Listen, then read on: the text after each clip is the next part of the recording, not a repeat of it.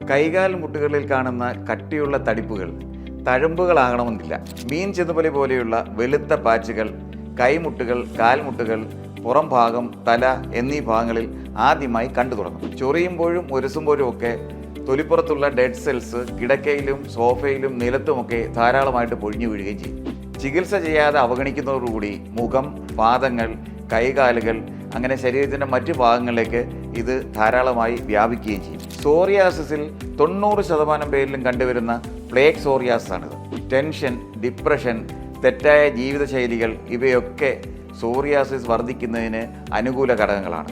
അതെ, സോറിയാസിസ് ഒരു auto immune വിഭാഗത്തിൽപ്പെടുന്ന രോഗമാണ്.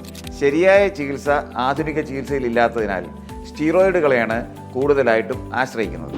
എന്നാൽ ആയുർവേദത്തിൽ സ്നേഹസ്വേദ കർമ്മങ്ങളിലൂടെ എല്ലാവിധ ഇമ്പ്യൂരിറ്റീസിനെയും ടോക്സിനുകളെയും ഫിൽറ്റർ ചെയ്യുകയും ശോധന ചികിത്സയിലൂടെ ഇവയെ പുറത്തു കളയുകയും ചെയ്യുന്നു.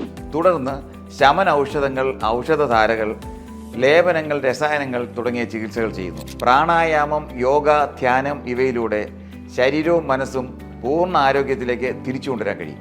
യെസ്, സോറിയാസിസ് ചികിത്സ 100% ഫലപ്രദമാണ് ആയുർവേദത്തിലൂടെ.